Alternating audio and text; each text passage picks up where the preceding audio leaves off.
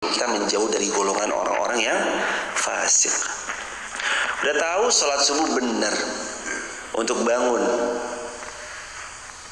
udahlah saya emang ikut dia aja lah, udah subuh kesiangan juga nggak apa-apa. Ya udah tahu subuh kesiangan agak kurang pas, yang tepatnya subuh bangun. Subuh jangan tidur. Maka jangan kita terus tertawan kepada qaumil fasiqin, tapi masuklah dalam barisan-barisan orang-orang yang mukmin. Jadi boleh menjauh, boleh jaga jarak, sangat boleh. Boleh kita untuk nggak join dalam circle orang-orang yang terindikasi kefasikannya dan terpampang jelas kefasikannya. Boleh. Bahkan bukan cuma sekedar boleh, harus jemaah cari circle yang mukmin, karena Nabi menggambarkan almar'u, seseorang itu ala dini, akan berada di atas agama khalilihi, sahabat dekatnya, sahabat karibnya. Atau kalau kita mau terjemahkan ke dalam yang harfiahnya, khalili artinya di atas agama khalilnya. Siapa khalil? Kekasihnya. Kalau dalam yang paling dekat lagi, seseorang itu nanti hampir dia akan condong kepada pasangan hidupnya. Makanya penting juga milih pasangan. Suami dan istri itu kuat, saling tarik menarik, tergantung siapa yang lebih kuat.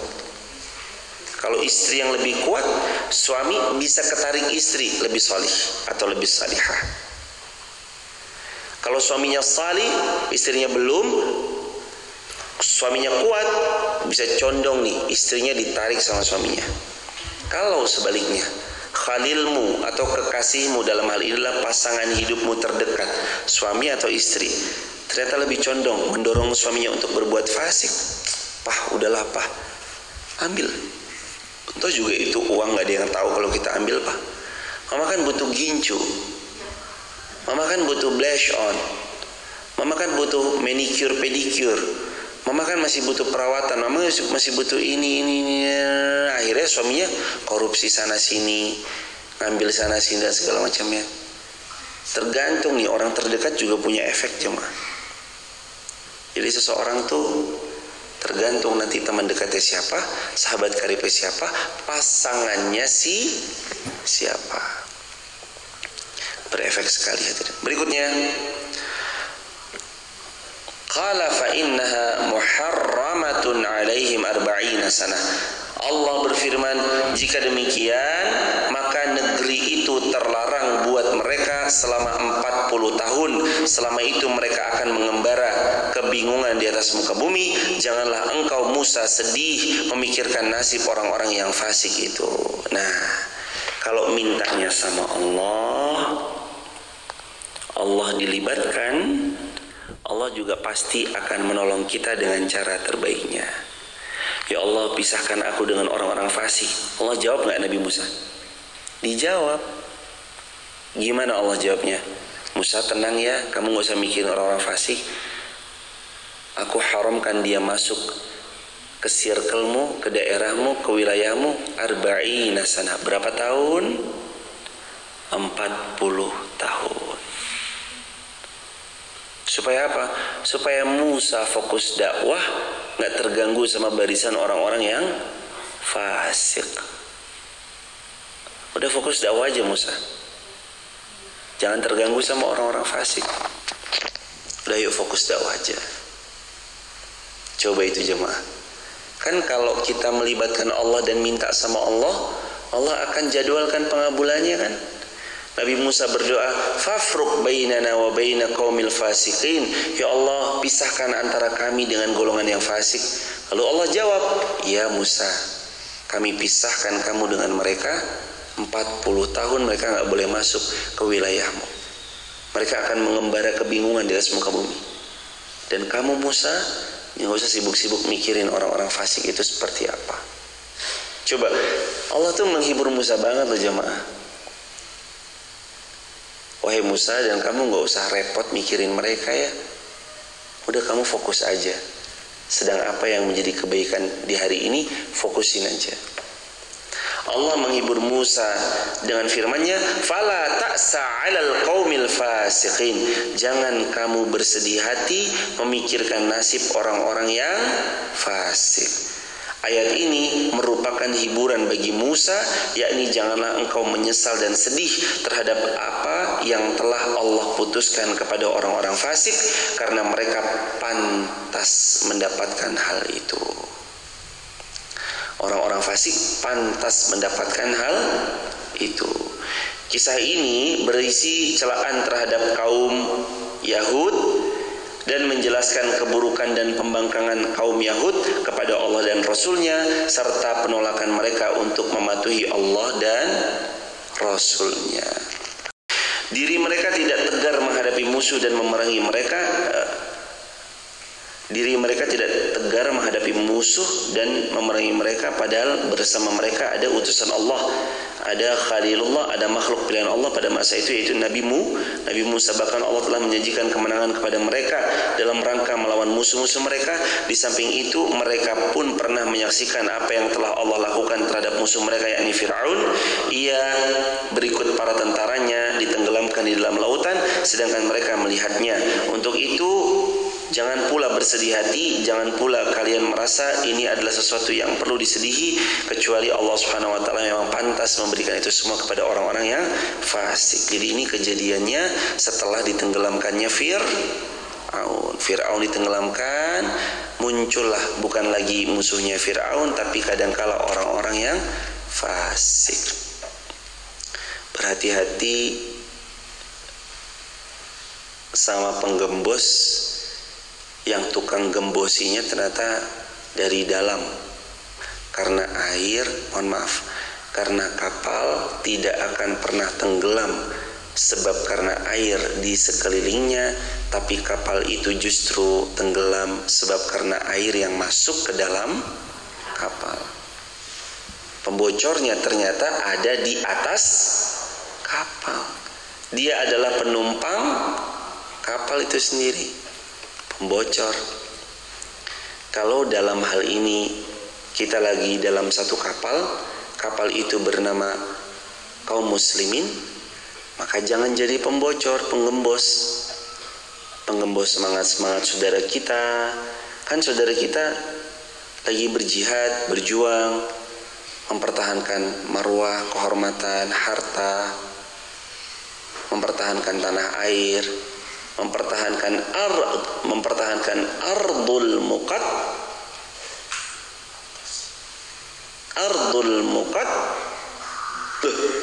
Ini baru kemarin jemaah, mempertahankan ardul muqad dasah, mempertahankan tanah sucinya kaum muslimin. Ardul muqad dasah, mempertahankan tanah sucinya kaum muslimin lagi dipertahankan. Jangan kita jadi barisan penggembos. Kalau nggak bisa bantu harta, ya bantu doa itu mudah, murah, tapi efeknya powerful sekali hadirin. Allahumma ansuril ikhwanil muslimin fi kulli biladil muslimin. Ya Allah, tolong saudara-saudara kami di seluruh penjuru kaum muslimin dimanapun mereka berada, insyaallah. Jelas sekali keburukan-keburukan orang-orang fasik, baik di mata orang-orang awam pada zaman Nabi Musa maupun di mata cendekia-cendekianya di zaman Nabi Musa. Mereka menampakkan keburukan yang tidak mampu ditutup-tutupi oleh malam, tidak mampu juga ditutup-tutupi oleh penutup apapun. Di samping itu mereka bingung, lagi pun mereka dalam kebodohan dan keraguan, kesesatan mereka. Mereka dibenci oleh Allah, mereka lah musuh-musuhnya Allah, kendati pun mereka mengaku kami adalah anak-anak Allah, kendati pun mereka mengaku kami adalah kekasih-kekasih Allah. Sesungguhnya mereka tidak berlaku atas apapun yang mereka ucapkan, kecuali Allah sangat membenci mereka.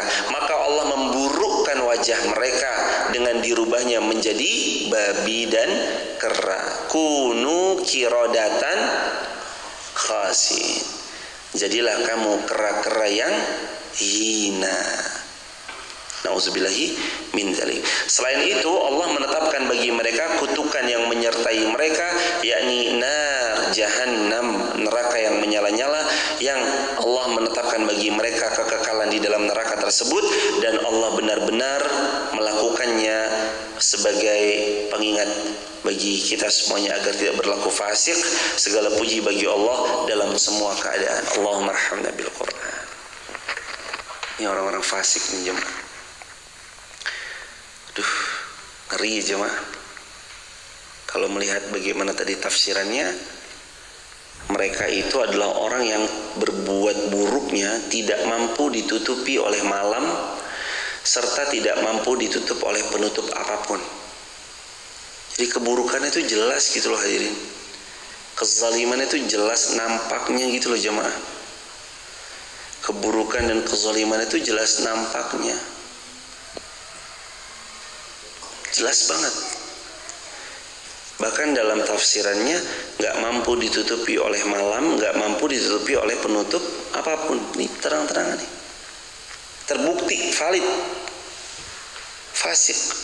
Udah tahu dosa, masih sengaja dilanggar. Udah tahu ini buruk, jangan dong, jangan dilanggar. Ini saya mau ngasih rumus ya jemaah. Sebenarnya rumusnya gini sih. Jadi ini saya juga masih dalam tahap belajar, tapi mesti gini. Jadi kalau ada sesuatu nasihat baik, yang kita tahu nasihat itu sesuai dan selaras ataupun sejalan dengan firman Allah ataupun hadis Rasulullah SAW, jangan bilang enggak deh, atau jangan dengan kalimat-kalimat denial atau penolakan secara lugas dan tegas, tapi ucapkan begini, sami'na wa ata'na, atau lebih kalimat simpelnya, iya doain ya, mudah-mudahan Allah mudahkan saya berubah. Jadi kuncinya tuh penerimaan jemaah. Sami'na wa ata'na itu kan sebenarnya kalimat penerimaan. Jadi misalnya ada teman dekat kita, lu kapan nih hijrah, atau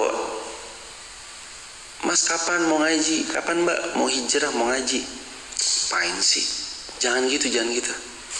Tapi ya nih, doain ya, mudah-mudahan Allah mudahkan ngaji. Bilang aja gitu jemaah. Kalimat penerimaan itu lebih condong menghantarkan afirmasi positif kepada seorang hamba yang sudah terbuka hatinya. Contoh misalkan kita lagi diajak sama seseorang, cobain deh pakai hijab.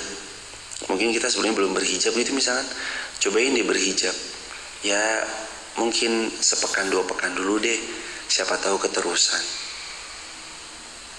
Jangan, aduh enggak deh panas deh, kayaknya ntar nggak laku lagi, ntar gini. Enggak, udah bilang aja, ya makasih ya remindernya, doain ya mudah-mudahan ntar Allah istiqomahkan, pelan-pelan bisa latihan berhijab. Doain aja gitu cuma. Kita cuma butuh nerima loh jemaah. Kalau orang udah nerima duluan, wah masya Allah jemaah, Allah nanti yang membukakan hatinya. Kan lagi pula hidayah itu di tangan siapa? Allah. Tapi tugas kita wajib ikhtiar dalam rangka menjemput hidayah. Ikhtiar dong. Jangan mentang-mentang kan hidayah tangan Allah. Kenapa gak sedekah? Belum dapat hidayah. Mas kenapa gak sholat subuh? Belum dapat hidayah. Kenapa kesiangan? Belum dapat hidayah. Lah jadi alasan belum dapat hidayah. Hidayah itu dijemput. Ayo jemput hidayah itu hadirin. Datangi. Kata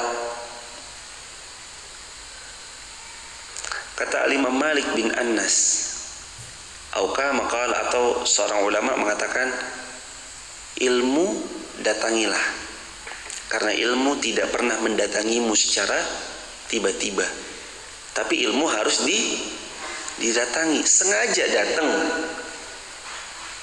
Sumur yang datang ke timba atau timba yang mendatangi sumur? Timba mendatangi sumur. Datangi. Kata Nabi SAW, ihris ala ma yanfa'u. Kalian harus semangat kejar yang bermanfaat. Wasta'in billah, banyak-banyak mohon pertolongan kepada Allah. Ini kalimat ketiganya, ini kalimat yang paling sering saya ulang-ulang. Wala ta'jaz, jangan malas. Wala ta'jaz, jangan lemah. Wala ta'jaz, jangan banyak alasan. Orang itu kalau niat akan menemu 1000. Orang itu kalau niat, tulis kolom komentar teman-teman. Orang itu kalau niat akan ketemu 1001 jalan. Tapi orang ini kalau udah gak niat akan bertemu dengan 1001 alasan. Pasti ada aja alasannya. Ini kan pesannya Rasulullah. Jadi kalau kita bilang jangan males, sebenarnya mah itu pesannya Rasulullah. Nak, bu kamu jangan malas, nak, ayo toh bangun subuh, nak, ayo toh, nak, ayo dong, nak, bangun, nak, ayo kerjain PR, nak, ayo siap-siap, nak, ayo sekolah, nak, ayo, jangan malas ya nak. Itu kalimat Rasulullah sebenarnya. Wala ta'jaz, jangan malas. Ihris kalimatnya siapa? Nabi Muhammad SAW. Ihris ala ma yanfa'u. Ayo kalian semangat kejar yang bermanfaat. Wasta'in billah. Nanti selalu libatkan Allah ya, dengan sering-sering mohon pertolongan kepada Allah. Wala ta'jaz, jangan malas. Jangan lemah, jangan malas. Jangan banyak alasan. Hadirin, kita di masa datang itu ditentukan dari kita di hari inilah hadirin. Jadi kita hari ini itu keputusan 5 tahun ke belakang. Kita ada di hari ini, menjadi siapa kita di hari ini, itu hasil dari keputusan kita 5 dan 10 tahun di tahun-tahun sebelumnya. Maka 5 tahun yang akan datang kita mau seperti apa, itu dimulai dari hari ini. Jamaah nggak berefek, mohon maaf ya, ini kalimatnya terdengar agak-agak perih, tapi saya harus utarakan, jamaah nggak akan pernah berefek kalau jamaah melakukan sesuatu yang besar, tapi sesuatu itu hanya dilakukan setahun sekali. Kurang nampol efeknya. Besar tapi setahun sekali, habis itu bubar jalan. Kurang nampol jamaah. Tapi walaupun jamaah lakukan sesuatu itu, memang sih kecil, memang sih nggak begitu besar, tapi rutin setiap hari, itu yang akan membentuk, itu yang akan menjadikan setahun sekali itu terkalahkan sama yang rutin setiap hari. Maka yang membentuk otot-otot ini, badan sispek, tubuh bidang, proporsional, itu bukan karena kita latihan 1 hari semua alat dicobain, itu enggak. 1 hari semua alat dicobain. Latihan punggung, otot bisep, trisep, otot belakang ini, otot kaki, otot paha, otot betis, latihan treadmill. Dalam sehari Anda latihan full 24 jam. UGD ujung-ujungnya jemaah.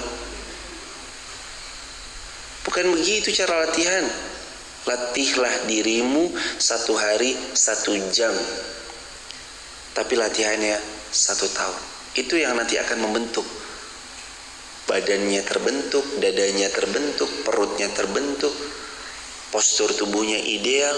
Itu karena latihan yang 1 jam setiap hari rutin. Itulah jemaah. Begitu. Maka Allah kembali lagi tentang kata Nabi, ahabbul a'mal indallahi adwamuha wa in qalla. Kalau Allah mau memberitahu ahabbul a'mal indallah, amalan yang paling Allah cintai, adwamuha wa in qalla, adalah amalan-amalan yang rutin meskipun sedikit. Jadi kalau Allah memberitahu kepada kita, sebenarnya Allah sudah bagi tahu kepada kita bahwa sebenarnya amal terbaik itu ketika kamu menjaga konsistensimu, rutinitasmu, menjaga kontinuitas. Kalimatnya Imam Ibnu Jamaah, man sabata nabat. Kalau kamu konsisten, engkau pasti tumbuh.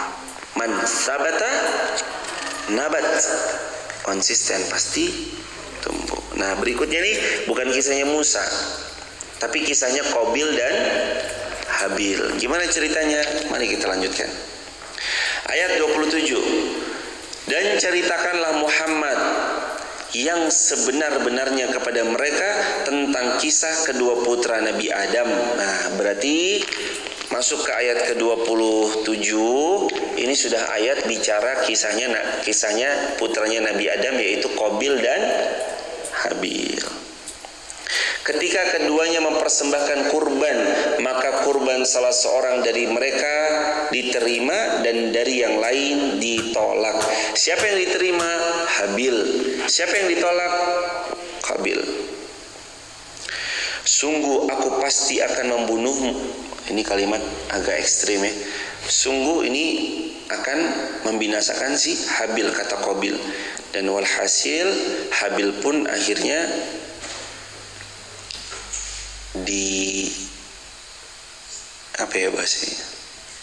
disikat lah sama Qabil. Soalnya kalau di TikTok tuh bicara BUNUH tuh bisa di-ban cuma gitu. Jadi akhirnya Qabil pun dihilangkan nyawanya oleh Qabil. Habil dihilangkan nyawanya oleh Qabil gara-gara nggak terima. Kenapa? Ceritanya gini. Waktu disuruh memberikan infak terbaik kepada Allah Subhanahu wa taala, Habil ini membawa domba yang dirawat dengan baik, dijaga dengan baik, diberikan makanan-makanan terbaik. Dombanya gemuk, besar, bersih. Domba terbaik, domba gibas. Dibawa untuk dipersembahkan hanya kepada Allah Subhanahu wa taala. Sedangkan Qabil dia memberikan kepada Allah Subhanahu wa taala hasil panennya tapi yang jelek. Yang udah jelek. Jadi kalau misalkan kita punya terong tuh kasihnya terong-terong yang jelek, punya jagung kasih jagung-jagung yang jelek. Ya pokoknya yang kualitas yang jelek-jelek lah dikasih itu baru. Alhasil Allah menerima sebagian lagi ditolak. Allah menerima dari Habil, dari Qabil, Allah tolak. Karena Allah nggak nerima kecuali dari yang baik-baik. Nah, makanya ini juga termasuk jemaah. Kenapa dalam beramal itu dianjurkan fattaqullaha mastata'tum. Kalau kamu bertakwa kepada Allah harus maksimal ya. Harus totalitas ya. Karena itu nanti terkait juga dengan indikasi bagaimana amal kita diterima sama Allah. Kita mampu totalitas aja jemaah. Kembali kepada Habil dan Qabil. Akhirnya Habil dengan apapun yang beliau korbankan di jalan Allah, Allah terima. Sedangkan Qabil ditolak sebab karena dia memberikan yang buruk-buruk dan yang jelek-jelek untuk Allah Subhanahu wa taala. Lalu kalimatnya, sesungguhnya Allah hanya menerima amal dari orang-orang yang bertakwa. Sungguh jika engkau Qabil menggerakkan tanganmu kepadaku untuk membinasakanku, aku tidak akan menggerakkan tanganku kepadamu untuk membinasakanmu. Aku takut kepada Allah Rabbul Alamin. Sesungguhnya aku ingin agar engkau kembali dengan membawa kekeliruanmu dan kekeliruanku dan kekeliruanmu sendiri, maka engkau akan menjadi sesuatu yang menghuni api neraka, dan itulah balasan bagi orang-orang yang zalim. Artinya seorang pembunuh itu balasannya fajazauhu jahannam khalidina fiha abada. Dzalika jazaa'uz zalimin. Itu balasan bagi orang-orang yang zalim min ashabin nar. Masuk bagian daripada sahabat-sahabat neraka. Wal iyadzu billahi min dzalik. Ceritanya Qabil dan Habil ini jadi hikmah buat kita tentang gak boleh ya kita menghilangkan nyawanya orang. Apalagi Nabi bersabda, hancurnya Ka'bah itu masih lebih mending daripada terbunuhnya manusia, atau dihilangkan nyawanya manusia. Jadi Ka'bah hancur itu lebih mending daripada tertumpahnya darah orang beriman. Kalau satu orang beriman aja udah sebegitu mulianya, apalagi ini udah ribuan orang. Di Syam, saudara kita di sana udah ribuan orang wafat. Filistin udah ribuan wafat jemaah. Udah sesuatu hal yang parahnya bukan main. Video demi video sampai ke tangan kita, melihat dari kejauhan RUDAL tiba-tiba meluncur, bleger, tahu-tahu bus. Cuma kebayang gak sih yang di video gedung tinggi setinggi 12, 15, 20 lantai hancur porak-poranda. Kebayang gak manusia yang ada di dalamnya kayak apa jemaah? Hancur porak-poranda jemaah, tertimpa reruntuhan. Aduh. Maka ingat ya, kalau belum bisa bantu dengan harta, bantu dengan jiwa, ya minimal bantu dengan doa. Makin pekat malam, makin dekat waktu subuh. Makin keras kezaliman, makin datang kemenangan.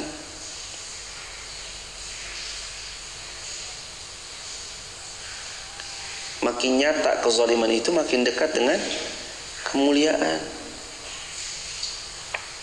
Tapi kan kita nggak boleh berdiam diri, harus tunjukkan sesuatu. Kita nunjukin apa?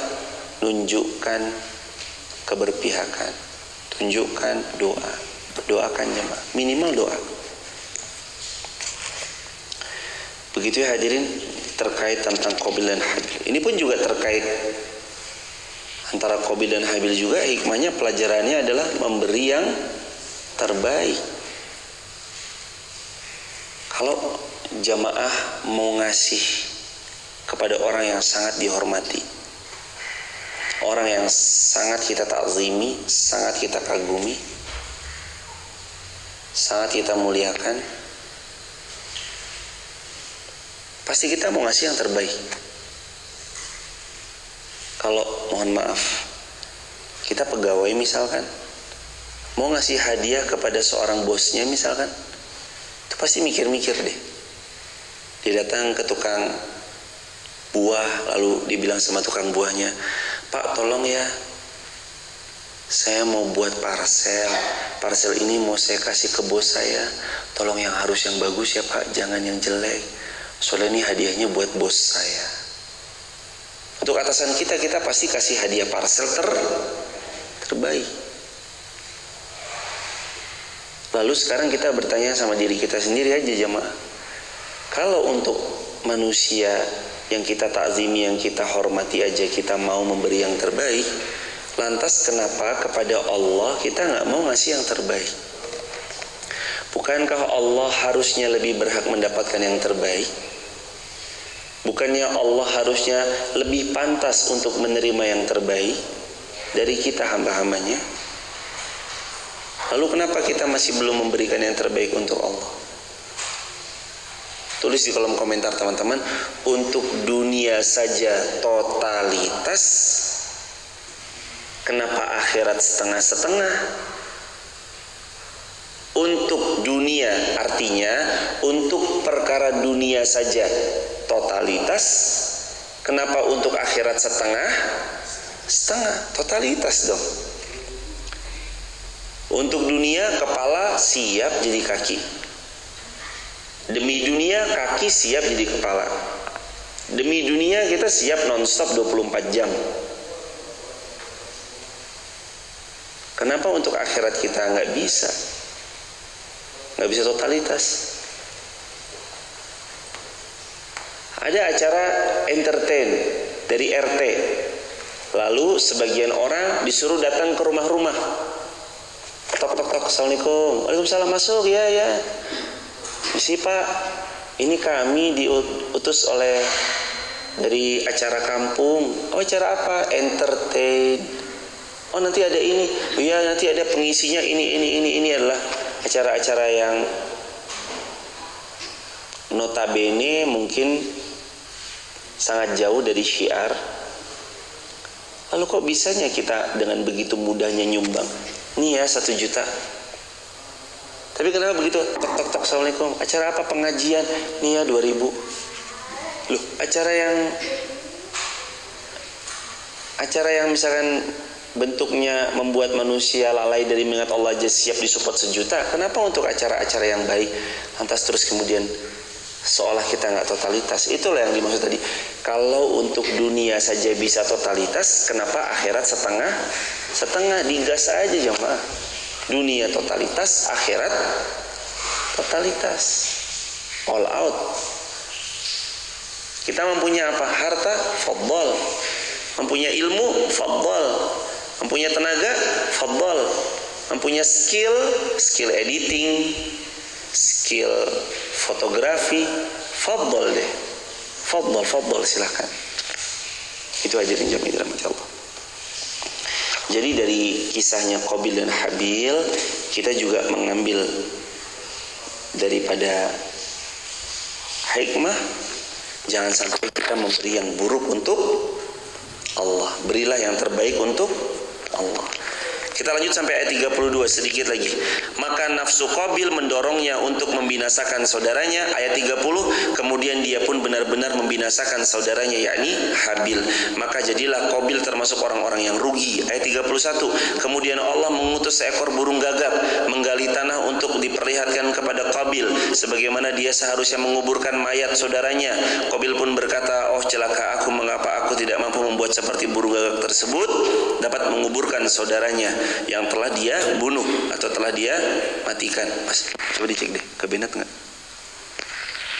Maka jadilah dia termasuk orang-orang yang menyesal. Oleh karena itu kami tetapkan kepadanya bagi Bani Israel bahwa barang siapa yang membinasakan orang lain bukan karena orang itu membinasakan orang lain atau bukan karena dia berbuat kerusakan di muka bumi, maka seakan-akan dia telah membinasakan manusia semuanya. Barang siapa yang memelihara nyawa orang lain, maka seakan-akan dia telah memelihara nyawa semua kehidupan manusia. Sesungguhnya Rasul kami telah datang kepada mereka dengan membawa keterangan-keterangan yang jelas, tetapi kemudian banyak di antara mereka malah melampaui batas. Jadi waktu Qabil membinasakan Habil, kan nggak ngerti harus ngapain. Allah kirimkan burung gagak, yang burung gagak ini melihat daripada burung gagak lainnya telah nggak ada nyawanya, terus burung gagak ini menggali tanah dengan paruhnya. Habis digali, itu didorong, burung gagaknya masuk lalu dikubur. Seperti itulah akhirnya Qabil mengubur Habil. Gara-gara apa? Hasad. Gara-gara dengki. Makanya hati-hati ya hadirin. Dari hasad, dari dengki ini hati-hati. Jadi kalau ada orang buat baik mah jangan didengkiin. Ya Allah, astagfirullahaladzim. Kalau ada orang buat baik ya, dia sedekah, jangan didengkiin. Kenapa Qabil membinasakan Habil? Kan gara-gara dengki. Habil ngasih yang terbaik, Qabil ngasih yang setengah-setengah. Yang diterima punyanya Habil. Qabil mencak-mencak, marah-marah. Oh kamu saya set gitu ibaratnya. Saya binasakan kamu. Gara-gara dengki, iri. Akhirnya dia berbuat dengan dosa-dosa yang teramat sangat besar.